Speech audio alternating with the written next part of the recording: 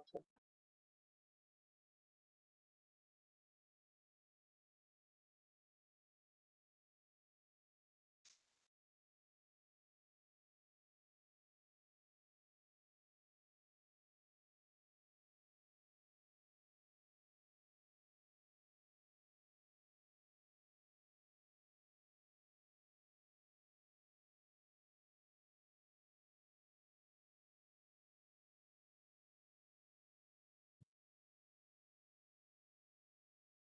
Shall I start?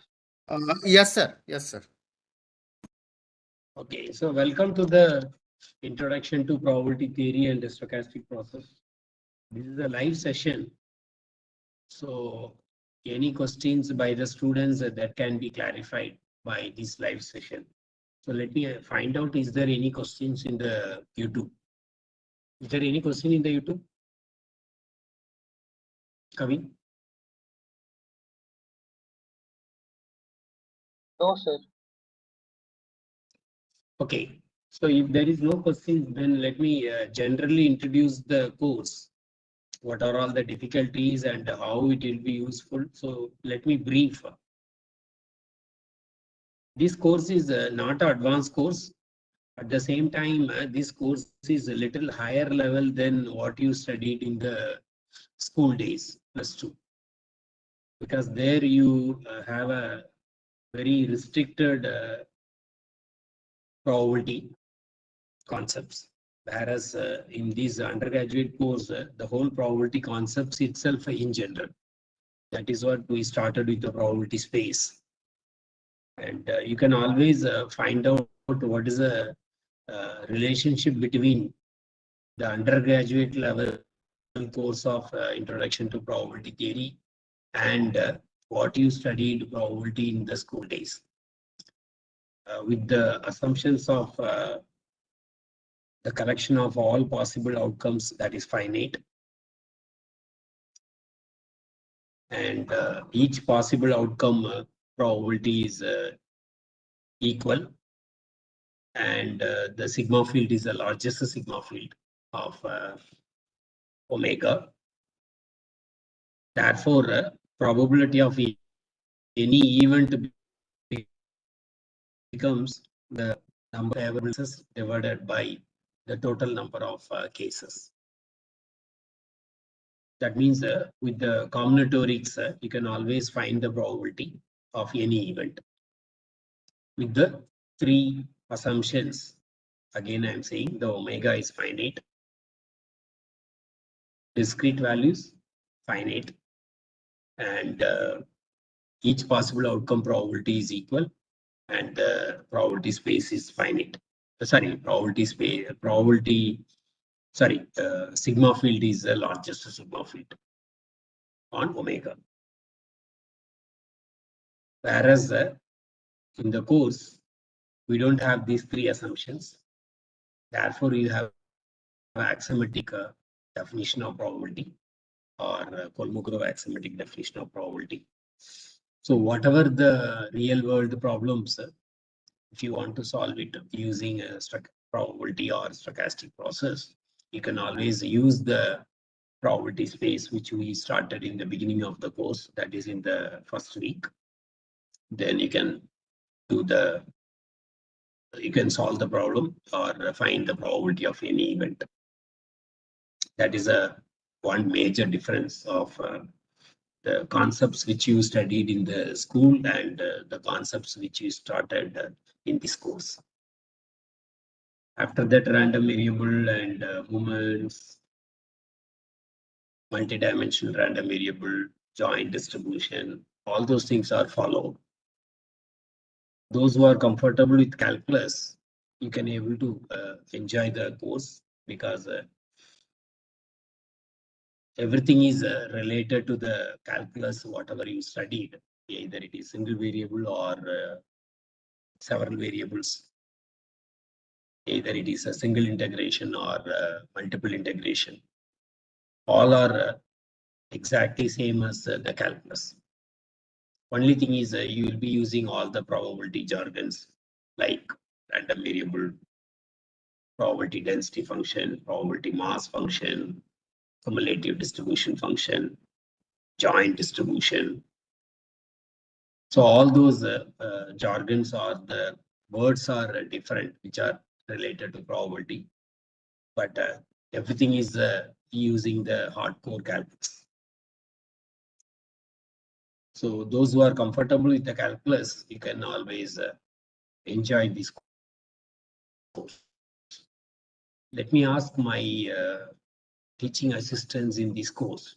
Any general doubts I can answer so that you can also get it clarified if you watch this video later. Yeah, please. Any TAs that have any questions? We have students.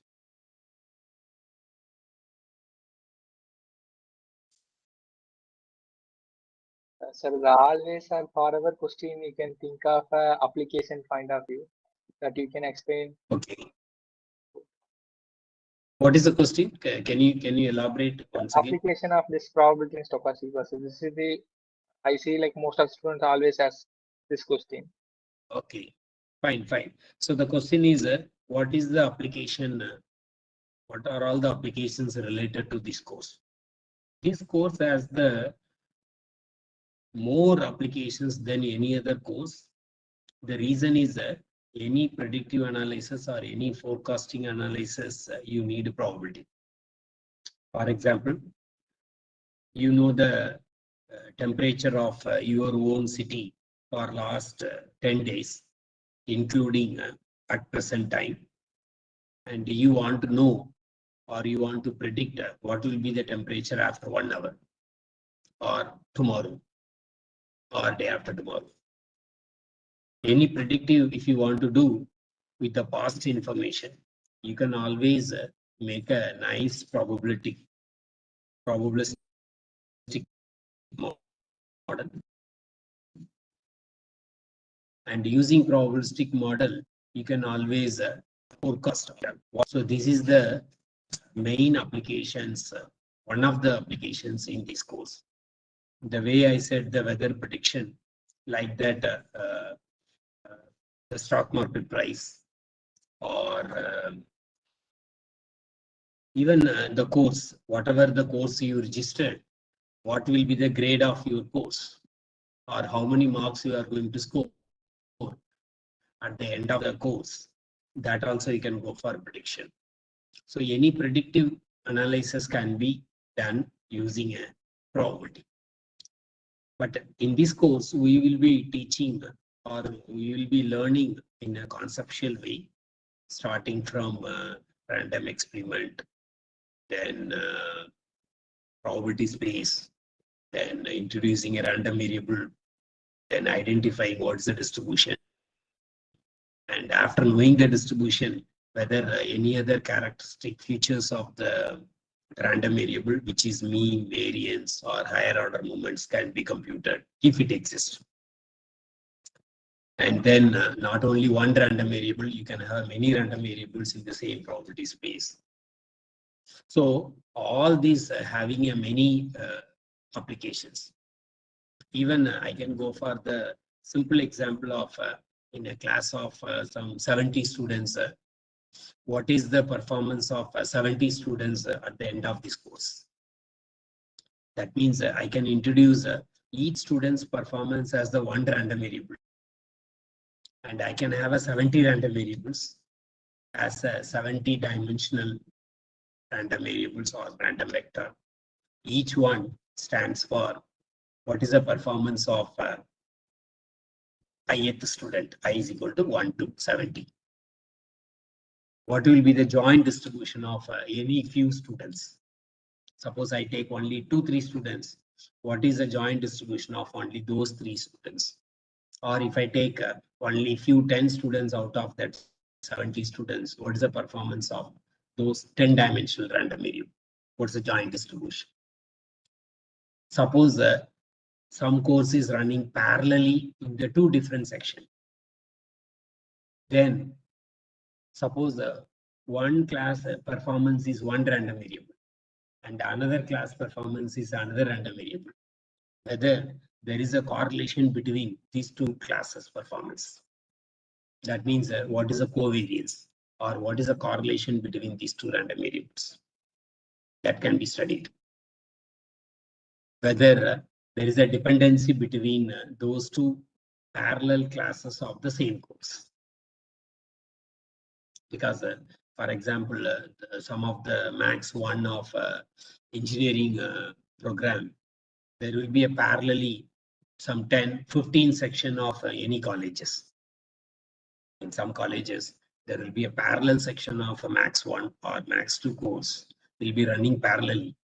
Whether all the classes performance are mutually independent, or there is a dependency between one class with another class.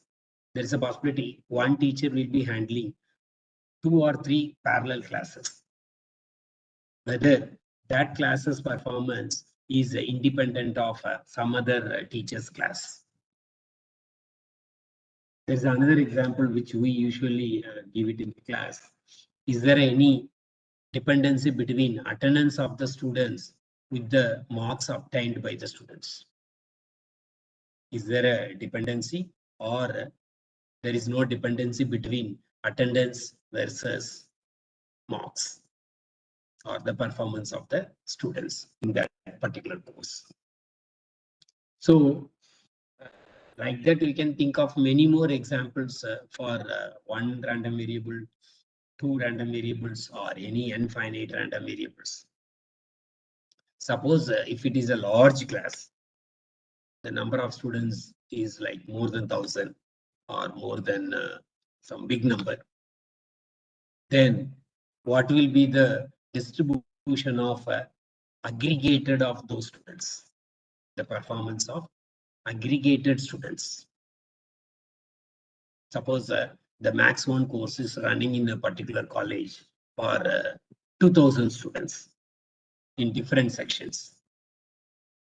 At the end of the year, the principal wants to know what is the aggregated performance of first year students' performance in that particular course. That means each student performance is one random variable, and there are 2,000 random variables of 2,000 students. What is the aggregated performance of all the students in that particular course? That means you can apply the central limit theorem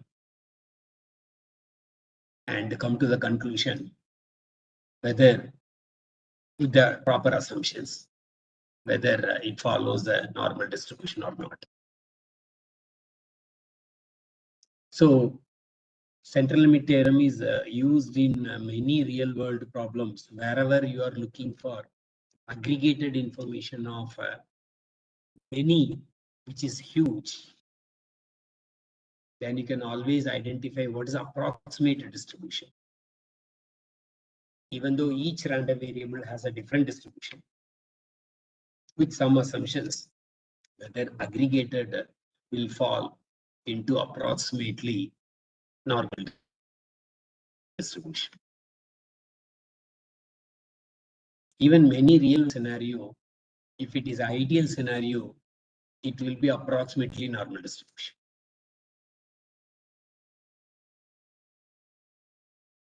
That can be captured by central limits. Even though in our course we make assumptions, they are identical. Sometimes it could be identical, sometimes it can be non-identical. At least a second order movement exists and the variance is greater than 0. So we make some restriction in which we study the central limit theorem in a restrictive way. But actually, we can relax some of the assumptions. Each random variable need not to have a same distribution. Like that, we can make some relaxation, but still we can have a central limit theorem approximating the aggregated random variables will be approximately normal distribution. This happens in the real world also.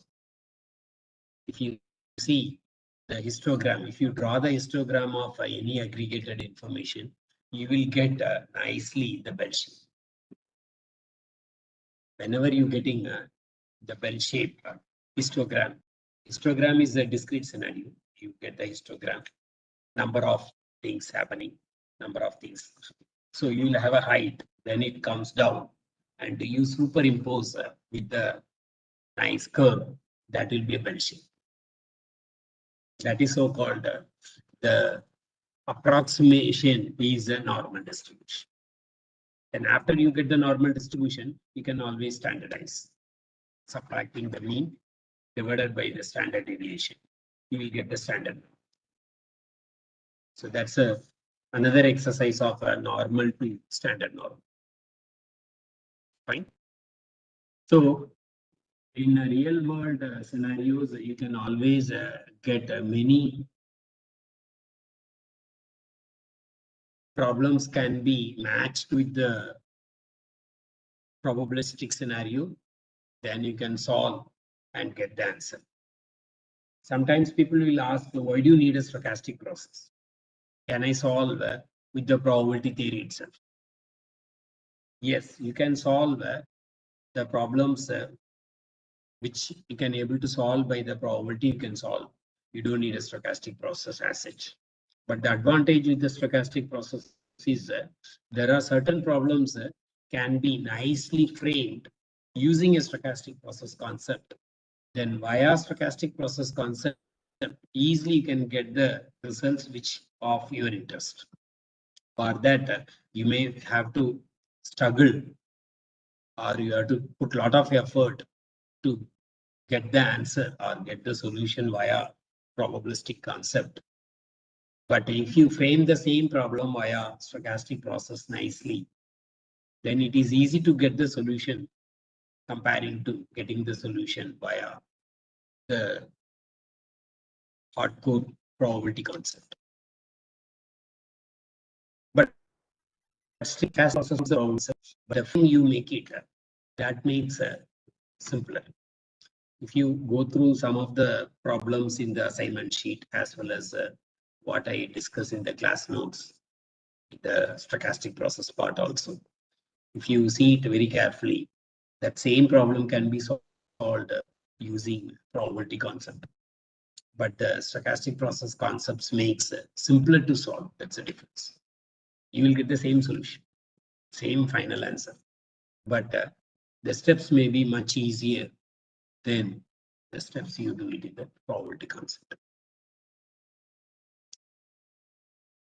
Any other standard questions you ask me, I can answer so that the students can view it later in the YouTube.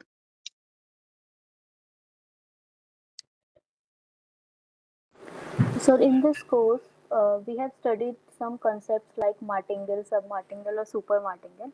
So we have studied in terms of equality or inequality, but what are the significance of such concepts or applications of such concepts? Okay, so regarding the martingale property, that is with respect to the expectation. So as long as the first order moment exists, then you can compute the conditional expectation. And the conditional expectation need not satisfy for every n. You have a sequence of random variables and you trying to compute the conditional expectation with the earlier random variables taken already some values. So as the n forward, it need not always has to be less than or equal to, or need not always has to be greater than or equal to, or need not be always equal to the latest value. It will be, in general, it will be keep changing for the as the n moves forward. But there are only few random variables or few stochastic process satisfies this property. Then only you can conclude this particular stochastic process is having the property called martingale. It is similar to Markov property. But at least a Markov property will be easily visualized in many scenarios because it is a conditional distribution, whereas this is a conditional expectation. So this has the more restriction than the conditional distribution. So in the real life, the easiest example is the unbiased games. Suppose you play a sequence of games, and every game, suppose you win with 1 rupee or lose with 1 rupee. If the game is a fair game,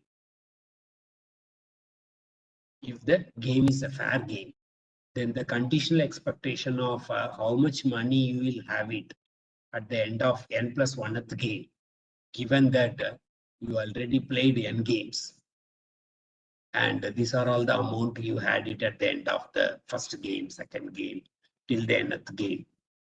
That conditional expectation will be same as how much money you have it at the end of nth game. That is the amount you will have it in the form of conditional expectation, provided the sequence of games which you play, that is a fair game. If the game is not fair game, or the probability of a success same as the probability of failure, that probability is 1/2 for every game.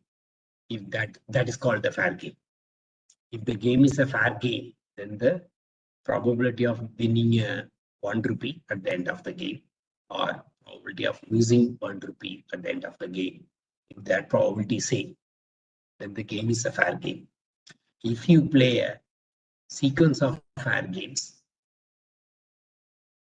then the amount you will have it at the end of every game, that will be the amount for the conditional expectation of how much money you will have it at the end of the next game.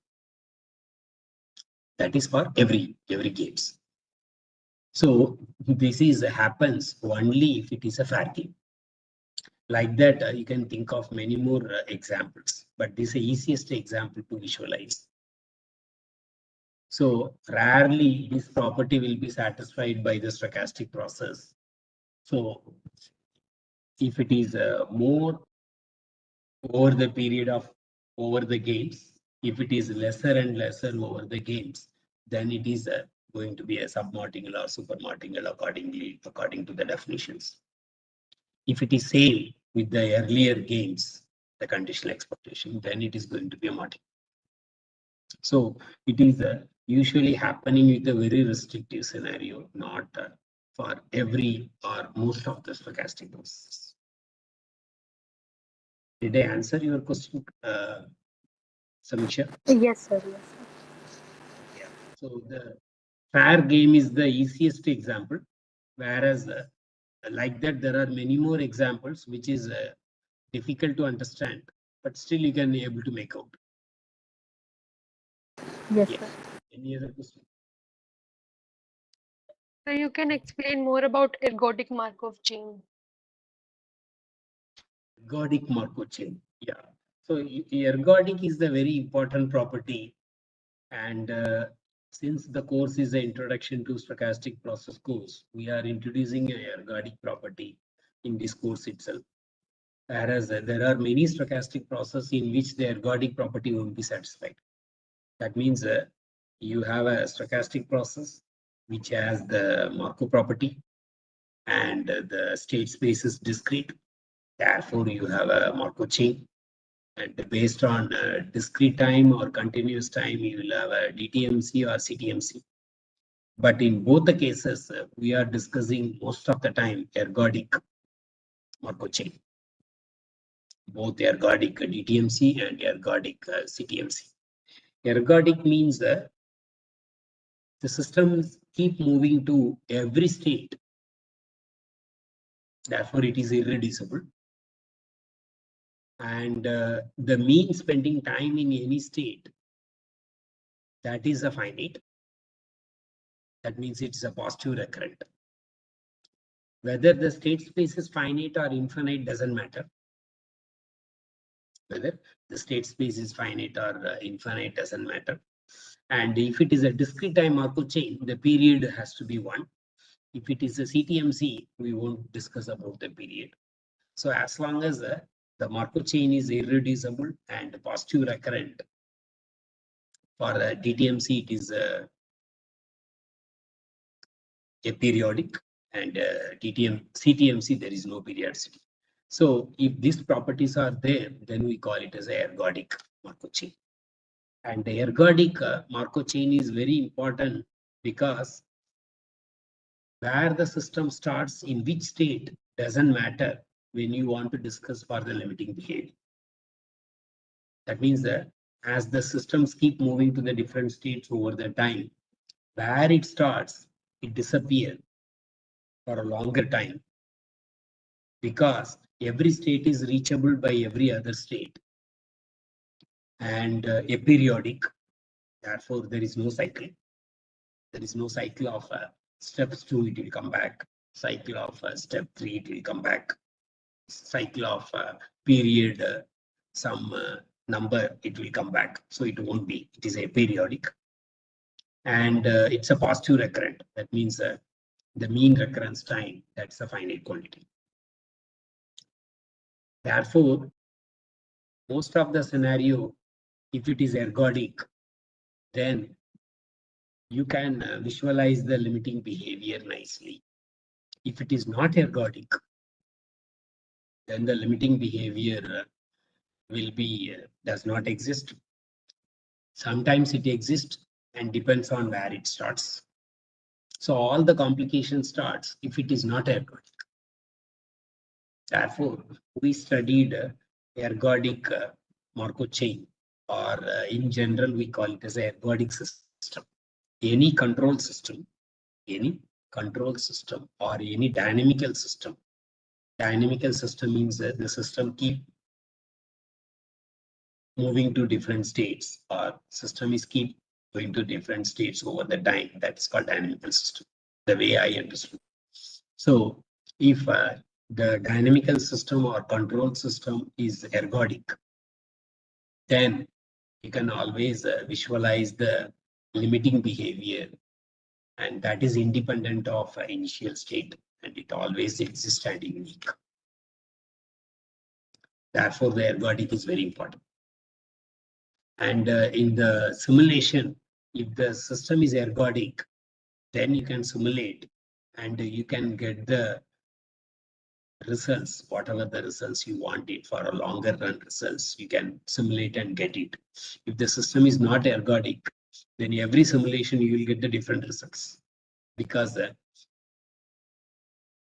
is not irreducible, or it may be positive, it may not be a positive recurrent, it may not be a periodic.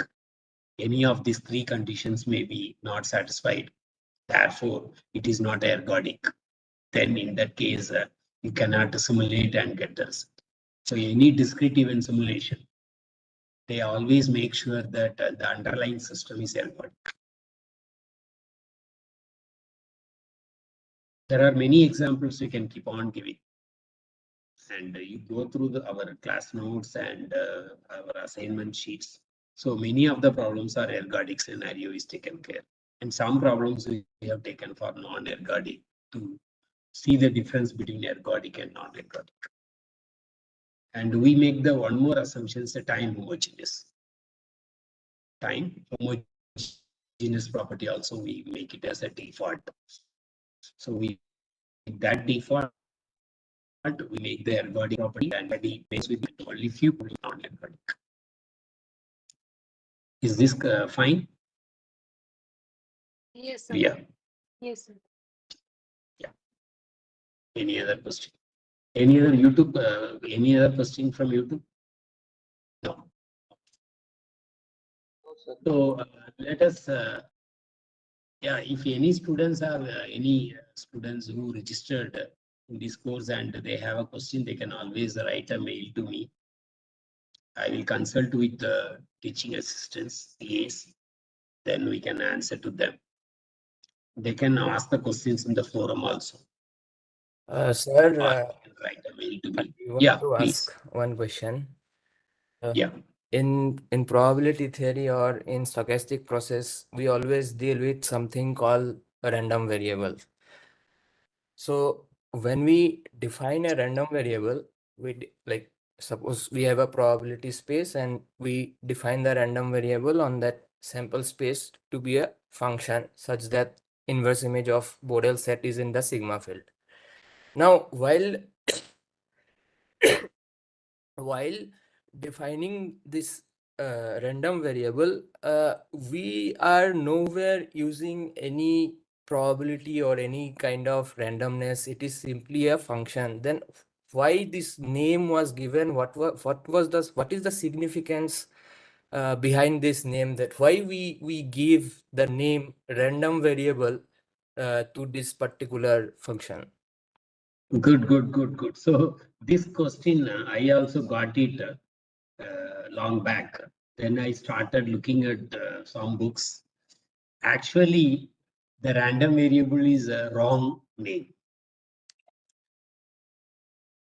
The random variable is a wrong name. Actually, it is a real valued function. Suppose you are talking about a function from omega to r, satisfying the inverse image of a semi-closed interval belonging to the sigma field in a probability space.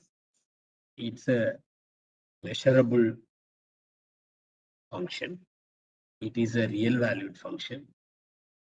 It is a point function, whereas the probability is a set function. So the default, it is a real valued function. Name is the wrong name. The random variable is a wrong name. It is not a variable. It is not a random. It is a real valued function. Why that word random variable is because of the omega is coming from the random experiment. The omega, the collection of all possible outcomes, the non-empty set, that comes from the random experiment. Therefore, the random word is borrowed from there. It is not a variable. It is a function. I don't know why they have given the word less variable. It is a real valued function defined from the omega, which omega comes from the random experiment. That's all. So it's a wrong name. That's the answer to your question. Oh, okay, sir. Good. Anything else? Any other question?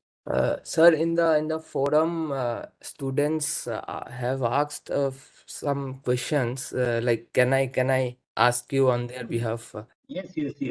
So, like, one of the students, she asked that in one of the lectures, you have taken in the coin tossing experiment, you have taken the probability of head to be 4/5 and tail to be 1/5. So isn't their probability should be half for both the case? That is our question. Okay. So typically or always we assume that the coin is unbiased, or we make the assumption that the probability of a head, that is same as probability of tail. Therefore, it is 1/2. But it is not the case always. There is a possibility the probability of a head may be more than the probability of tail, or probability of head may be lesser than the probability of tail, and the summation of the probabilities will be 1. So to tell the students there is a possibility the coin can be a biased coin, and in this example biased coin with the probability of head is some value and the probability of tail is some other value, such that the addition is going to be 1. Like that, I can give many more possible values. 1/4, 3/4, 3/4, 1/4, or 1/3, 2/3. Like that, I can give many more possible values such that the addition is going to be 1. So to tell the students, it is not always the coin has to be unbiased or fair coin. It can be a biased coin or unfair coin.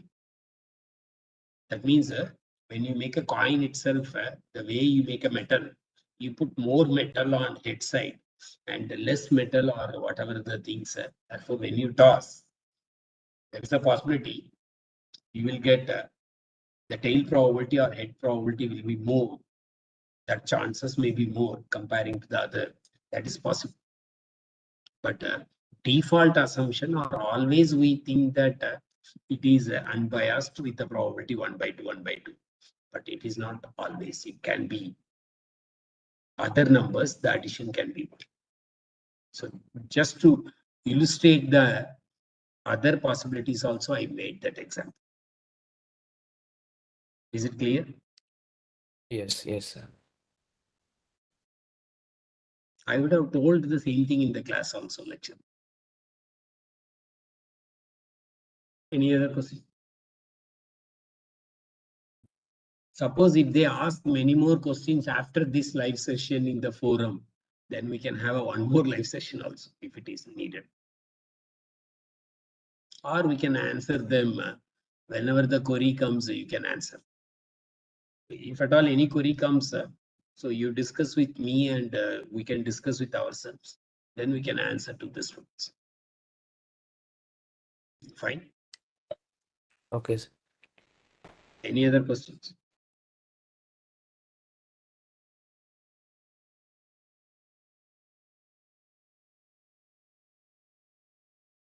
So if no other question, we can wind up.